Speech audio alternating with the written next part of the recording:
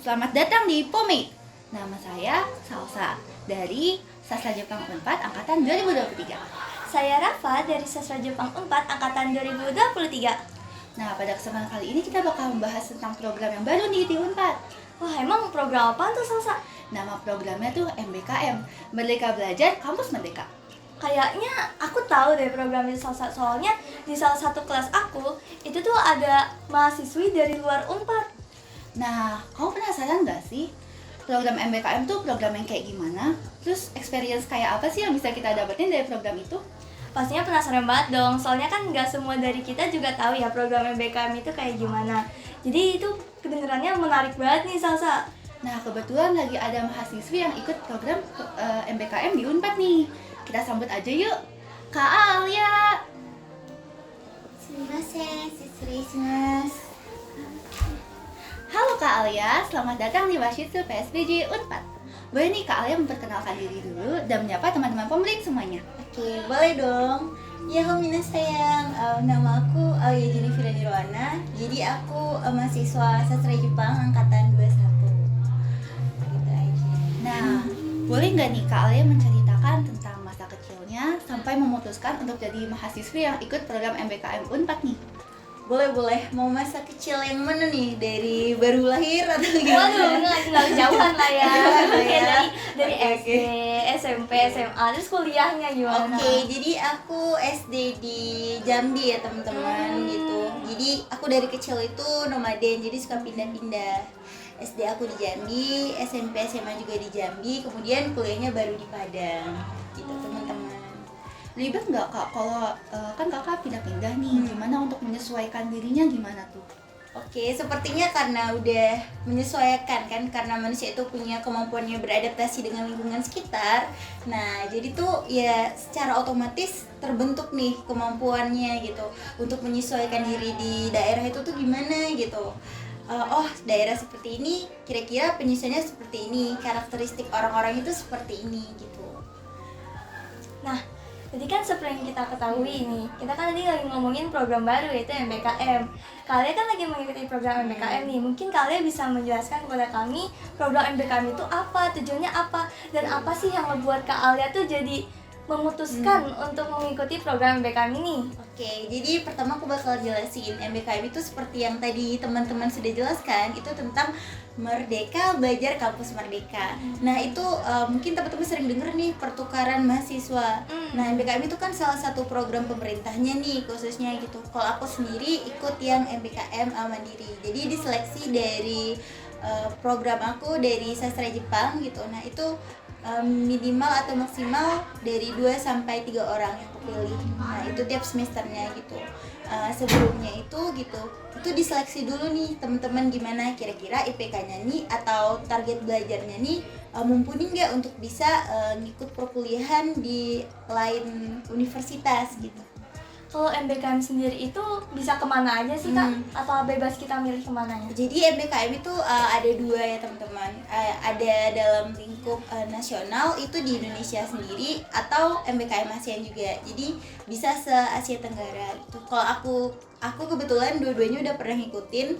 Itu ada MBKM nasional itu di Universitas Udayana, kemudian yang ASEAN-nya di Malaysia, dan MBKM terakhir ini MBKM ketiga aku di Universitas Padjadjaran.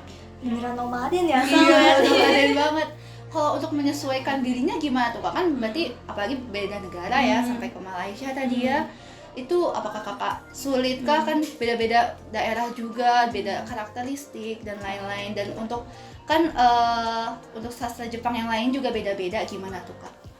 Untuk itu kan di sini kita sebagai anak bahasa nih, khususnya anak Fakultas Ilmu Budaya nih. Nah, jadi kita harus mempelajari bahasa terlebih dahulu nih. Seperti aku nih misalnya mau ke Bali, itu searching dulu, kira-kira bahasa keseharian Bali yang umumnya itu seperti ini. Kemudian bahasa Malaysia gitu, karena bahasa Malaysia itu masih serumpun sama Melayu, jadi searching juga terus aplikasiin. Ya kita nggak boleh dong teman-teman gitu takut-takut atau menutup diri kayak kayaknya bahasa aku salah nih. Nah dari situ gimana cara kita mau berkembang, seperti itu. Jadi kita harus surfing dan juga mengenali gimana lingkungannya. supaya tidak kaget, dan juga jangan lupa untuk membuka diri pada lingkungan sekitar supaya kita juga bisa diterima dan tentunya bersikap baik.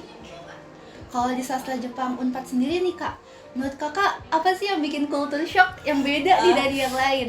Untuk culture shock sendiri ya alhamdulillah enggak gitu, karena juga kebetulan aku nih nggak gimana ya, campuran juga ya, jadi udah kebiasa karena papa mamaku juga orang Jawa, jadi tidak ada yang terlalu culture shock. Cuman di sini lebih santai nih akunya, karena untuk gimana cara berpakaiannya, nah itu lebih enjoy aja gitu teman-teman. Jadi kayak kita bisa fokus belajar gitu tanpa harus kayak ini kayaknya outfit ini nggak boleh deh gitu.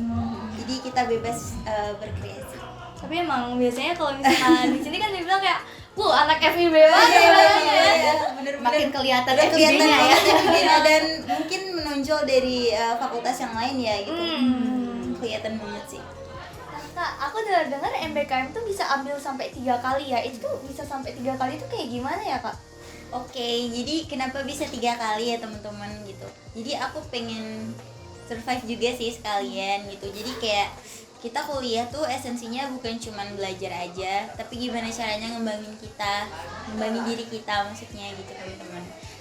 Jadi kenapa bisa 3 kali gitu. Jadi yang pertama itu ada kualifikasinya gitu teman-teman, nggak bisa 3 kali misalnya nilainya tidak sesuai dengan syaratnya, kan IPK-nya tuh harus 3,5 sekian. Tinggi ya. Apalagi kalau di kayak aku sempat kan ikut MBKM di Malaysia. Di Malaysia tuh kan susah tuh teman-teman, nilainya cuman A, B, C aja gitu, nggak ada plusnya atau minusnya. Jadi kalau misalnya nilai kita tidak tercapai, itu kan repot juga ya. Nggak cuman berpengaruh pada IPK-nya juga, cuman nanti bakalan susah nih kalau udah dikonversi nilainya rendah, karena itu nggak bakalan bisa diulang, matkulnya kan nggak sesuai nih di Indonesia gitu teman-teman. Jadi harus gimana caranya kita yakinin diri kita bisa, dan juga menjaga konsistensi nilai kita supaya tetap baik gitu. Dan juga nanti kita bakalan konsultasi sama pembimbing akademik kita gitu, kurang lebih kita tuh harus lebih survive lagi di mata kuliah yang mana gitu, dan kira-kira mata kuliah apa yang baiknya diambil. Jadi tuh balik lagi ke kita, gimana caranya kita konsultasi yang baik, dan juga jangan lupa untuk selalu berhubungan baik dengan kaprodi juga.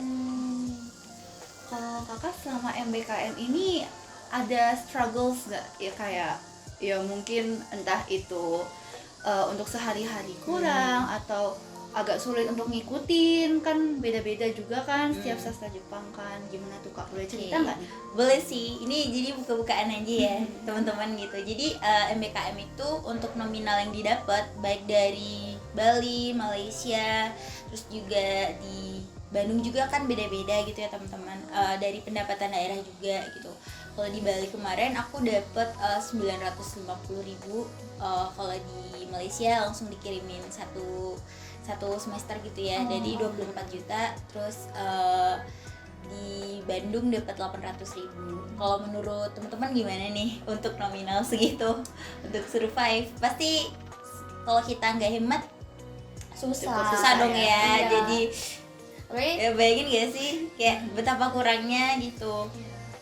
Mulai dari kos itu kan udah langsung include tuh untuk kos kalian, biaya sehari-hari gitu. Jadi itu semuanya ya udah sama kos semuanya. juga. Jadi nggak ada biaya tambahan lagi teman-teman. Jadi gimana caranya kita manage? Sebaiknya ya karena kita mahasiswa nih, mungkin tips and trick juga buat teman-teman untuk mempersiapkan dulu terlebih dahulu kebutuhan logistiknya. Stok beras, stok mie, Wajib stok telur, banget. itu wajib Buat anak ada. kos tuh mie wajib banget dah Jangan pokoknya. pokoknya jangan mentang-mentang karena ini nih masuknya secara mobile. Oh ini curious habis dong gitu. Pelajaran buat aku sih, curious ya.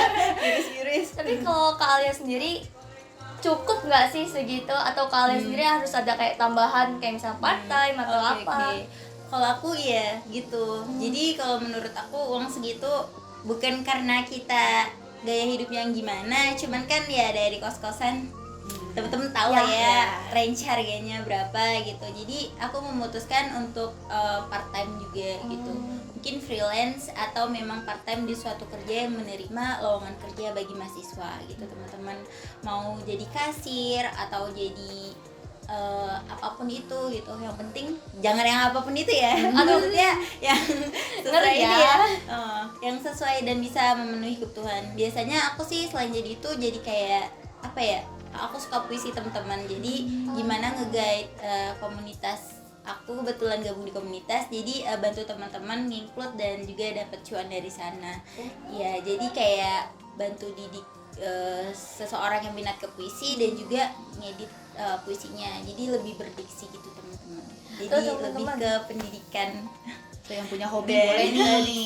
Kalau Dalami misalkan hobinya. puisi ya, misalnya ke Alia. Boleh. Boleh.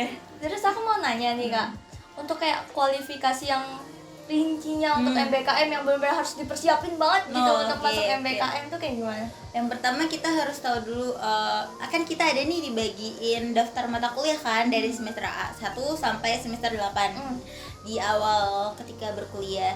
Nah itu kita lihat dulu nih, oh mata kuliah ini kira-kira peminatan di semester 7-8. Kalau aku kan ditargetin dulu nih kayak aku pengen selesai 3,5 tahun gitu, dan aku pengen ikut N segini. Nah ketika aku pengen mencapai N sekian gitu, maka yang aku harus persiapin apa? Tentunya kalau untuk mendapatkan N itu harus lebih tenang kan teman-teman gitu. Jadi aku memutuskan ketika aku dari semester 3 mata kuliah yang aku ambil itu ternyata udah cukup gitu dan bisa diimprove ke lain universitas untuk dipelajari gitu. Jadi aku memutuskan untuk MBKM karena pengen cari mata kuliahnya nih apa sih bedanya gitu ya, dan bisa diimprove kan gitu. Jadi selain itu bisa membaca mata kuliah dari semester 1 sampai 8, nilainya juga jangan sampai turun. Jadi kalau bisa misalnya 4 ya 4, atau dari naik terus ya teman-teman. Misalnya dari teman-teman nih anggaplah 4 itu terlalu tinggi, dari 3,5 itu rutinin aja gitu, jangan kendor semangat 3,5, 3,6, 3,7 gitu. Pokoknya jangan sampai turun gitu ya teman-teman, karena kalau turun kan susah juga Berat. gitu, berat untuk menjaga stabilitas nilainya gitu. Terus abis itu sering juga sharing-sharing nih sama dosen pembimbing, sama senpainya gitu. Mas senpai kira-kira ada peluang program apa sih? Kok bisa sih senpai seperti itu? Nah itu juga. Nah terus kayak tanya aja sama senpai itu plus minusnya apa gitu. Karena kan tapi jangan menerima semuanya ya, harus tetap disaring. Karena kan baik buruknya itu tergantung gimana kitanya juga gitu kan. Kita pasti survive kok, nggak segala sesuatu itu perfect gitu kan. Nah udah sharing ke dosen, nilai kita mumpuni, nanti tuh di ini dosen bakalan lihat lagi, oh ya ini kira-kira kamu tuh baiknya ambil di sini, karena kan nggak semua mata kuliah bisa dikonversi tuh, ada yang direkognisi juga teman-teman. Jadi kalau misalnya kayak aku kemarin di Bali itu belajar bahasa Mandarin nih, di Yunan tuh sama sekali nggak ada Mandarinnya. Nah itu tuh bakal direkognisi, dan ketika direkognisi kita nggak bakalan ngulang lagi di mata kuliah yang ketinggalan itu gitu. Jadi tetap udah dikonversi gitu. Jadi PR-nya cuman harus mengikuti pembelajaran sebaik mungkin. Setelah itu ya menurutku itu yang bisa aku bagikan. Jadi ternyata nilainya bisa dikonversi aja, Oh, cuma iya. sekali jalan tuh enak juga gitu kan. Benar. Nah terus rencana Kak Alia nih setelah MBKM mau ngapain nih Aku setelahnya? pengen fokus skripsi. Sebenarnya sih udah nyelesain proposal ya. Jadi untuk bab ini sebenarnya meskipun gak di Unannya langsung, aku juga tetap jalan. Jadi kayaknya lebih fokus ke N1 dain aja. Nah kemudian keren skripsi banget. gitu. Semangat. Nih, aku mau nanya nih Kak. Oke. Tapi mungkin kayak lumayan personal, tapi nggak juga sih. Boleh. Nah, kalau misalnya kalian sendiri nih, kan sastra ya. Kalian tuh ambilnya sastranya tuh apa kayak linguistik, budaya, boleh. atau apa tuh? Kalau aku sebenarnya sih pengen ke sastra ya teman-teman, cuman karena kemarin waktu penjurusan aku ada di Malaysia, jadi nggak bisa ikut seleksi untuk yang masuk sastra, jadinya aku harus masuk ke linguistik gitu. Tapi nggak apa-apa, Gak apa-apa. Tetap semangat. harus terus semangat. Nah Kak, Kita ada pertanyaan lagi nih. Kenapa sasjep? Oke, feeling aku dari tadi ngeliat kalian tidak enak gitu. Tiba-tiba Maksudnya gimana nih? dikasih Kenapa sasjep? pertanyaan yang wah. Jadi untuk bisa ke Sasjep itu pasti sih teman-teman juga punya rintangan yang teman-teman hadapi, dan hingga pada titik akhir teman-teman harus memilih Sasjep. Karena aku yakin teman-teman juga jarang gak sih yang memang pure di situ, tapi setelah proses panjang itu akhirnya aku memilih di Sasjep juga. Cuman karena sebelumnya ini sih teman-teman gitu, aku di SMA-nya sempat belajar sastra Jepang juga. Jadi ya saat SNMPTN aku milih sastra Jepangnya tuh di pilihan pertama gitu. Jadi bagaimana lika-likunya apapun yang aku jalani di sastra Jepang, aku mencoba menerimanya dengan Baik ya. lapang dada. Seperti itu teman-teman. Tapi berarti pilih sasjep itu karena emang udah ada basicnya, jadi kayak Sedikit nggak buta-buta basic. banget gitu ya. Yang sedikit basic itu daripada tidak sama sekali gitu Iya. kan. Jadi memang dalam posisi ketika masuk ke sastra Jepang tuh udah tahu hiragana, katakana sama beberapa kanji juga teman-teman. Jadi lebih ke improve aja gitu. Cuman untuk seperti Mokuteki aku mungkin setelah selesai dari sastra Jepang ini bakalan nge-challenge diri lagi untuk mengejar Yumi yang sebenarnya gitu. Ambis banget ya. Kalau Kak Alia sendiri ini memang sudah punya dari awal ketertarikan dengan sastra kah? Atau Kalau gimana aku ya suka sastra seperti yang aku bilang tadi ya teman-teman. Sebenarnya dari SD, karena aku lihat papaku itu juga orangnya puitis, jadi aku melihat beliau gitu dan membaca apa yang beliau tulis, jadi tertarik. Jadi kalau untuk sastra sendiri dari kelas 3 SD sejak FLS 2N itu dan juga tembus nasional, jadinya aku improve di sastra juga, khususnya puisi gitu teman-teman. Bahkan aku juga udah sempat launching buku yang haiku ya, haiku Jepang gitu teman-teman. Cuman yang nggak terlalu banyak, baru sekitar 3 atau 4 haiku gitu sih. Ini udah keren banget Keren sih banget ya. ya, berarti darahnya sudah mengalir dari Sastra. ayahnya ya. Mengalir sampai jauh Jauh ya. karena lebih suka yang struktural aja ya, dan ke alam kan teman-teman Iya. gitu. Karena aku juga orangnya suka dekat dengan alam, merenung, Anak senja banget nih kayaknya ya. Menikmati alam. menikmati alam. Jadi aku larinya ke haiku kalau di Jepang. Nah, terus kan kalian nih lagi mengikutin program BKM. Mungkin kalian nih yang kalian rasain harus dimaksimalin selama mengikuti program ini, itu apa? Sekalian juga untuk tips and trick untuk teman-teman Pomrades yang akan mengikuti program BKM. Oke, jadi seperti yang kita tahu, yang pertama dimaksimalin gitu dan diluruskan niat. Karena kita harus ada niat awal nih, apa nih tujuannya gitu. Karena kita ke lain kampus tuh kan ada yang tingkatannya, oh ini ada yang tingkatannya lebih tinggi nih, lebih maksimal di sini mutu pendidikannya. Nah jadi kita harus maksimalkan sebaik mungkin niat, semangat. Nah kalau misalnya semangatnya kendor, itu pasti kayak udah burn out banget kan, jadi nggak ketolong gitu untuk bisa maksimalin potensi kita di kelas gitu. Dan juga selanjutnya itu selain niat, semangat, juga kita harus jaga kesehatan. Itu sih. Dan juga sering sharing sih sama teman-teman gitu juga, supaya kita tidak terlalu tertinggal mata pelajarannya, atau sering sharing untuk ketahui gimana sih kemampuan teman-teman kita di sekitar gitu. Jadi kita bisa sama seperti mereka. Kalau kalian sendiri nih, kan tadi niat dan semangat. Nah, untuk membangkitkan niat dan semangatnya sendiri itu kalian gimana nih yang memotivasinya? Memasrahkan diri pada kekuatan anime. Tidak sih ya teman-teman. Jadi gimana caranya bangkitin semangat ya? Kalau aku sih nonton anime ya teman-teman gitu. Nonton anime sampai jadi anime gitu ya. Ya, sampai jadi anime. Nanti lulus jadi anime ya teman-teman kalau di sini. Nah yaudah nih kalian, jadi kita udah ngebahas banyak. Kita udah kenalan sama Kak Alia, kita juga udah kenalan sama program BKM-nya. Kami ingin mengucapkan arigatou gozaimashita. Dan juga untuk teman-teman Pomrades yang udah setia nih dengerin dari awal sampai akhir, saya juga ucapkan arigatou gozaimashita. Sampai jumpa di episode berikutnya. Dadah!